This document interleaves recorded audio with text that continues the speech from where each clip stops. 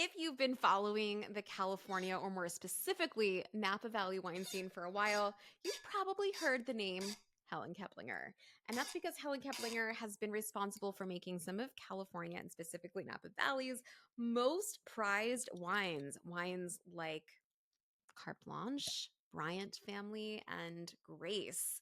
These are all wines that collectors love to get their hands on, but what some collectors might not know is that Helen Keplinger also has her own label, and that's what we are drinking today.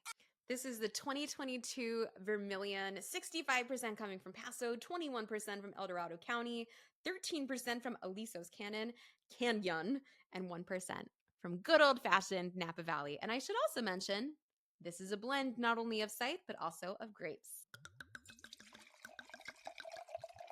Little ASMR for you. So in this glass, you will find 42% Grenache, 40% Syrah, 9% Petite Syrah, 4% Mourvedre, 4% Graziano, and 1% Cabernet Sauvignon. A very well, we'll just say untraditional blend, but something that a brilliant winemaker like Helen Keplinger can certainly pull off. Because even though we do see grapes like Grenache, Syrah, Mourvedre blended, we don't often see them with Petite Syrah or with Cabernet Sauvignon. But to me, this is true California, all up and down from the north all the way to the Central Coast, captured in a glass. And I'm so excited to give it to you because I think this really paints a really beautiful picture of all the different beautiful things that California can do, made by a winemaker who's got technique to pull it all off. So on the nose, I mean, you're going to find pretty much anything you want in this glass. It's so much fun. It's a basket full of fruit, but there's also spices in here. There's leather, there's tobacco. Ugh, there's just so much herbaceousness things going on. I mean, this is a really fun wine packed with lots of different aromatics that I think everyone will be able to fall in love with. So let's give it a taste on the palate.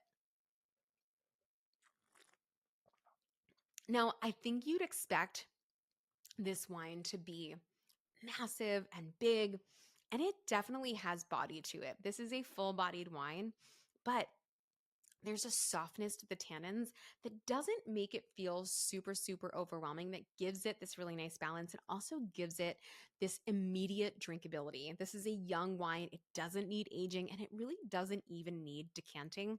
But what I'm loving this for so much is, as we're heading into these warmer months and specifically into our grilling season, this is a wine that you're going to be able to break out pretty much no matter what you're throwing on there, because there's so many different grapes that can sort of ebb and flow with whatever you've got going on. So if it's steaks, perfect. If it's chicken, fantastic. If you've got marinated pork, even in something like a Korean barbecue sauce, that's going to work really well. And also vegetables. This is a really tough thing to do.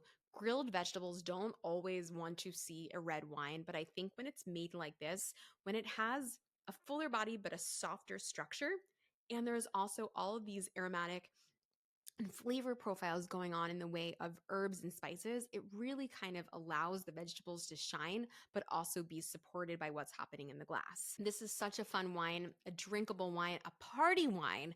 I mean, sometimes we talk about Pinot Noir and Côte d'Aron as being great party wines, which I definitely stand by. But I know a lot of people want something with a little bit more body sometimes. They want something that feels a little bit more Cabernet Sauvignon, but maybe isn't going to require decanting. It's not going to require aging, as Cab often does. This is a much more drinkable, easygoing party wine that I think you can pop and pour and have it be really delicious, and also have the conversation piece that a winemaker with Helen Keplinger's pedigree was behind. Cheers.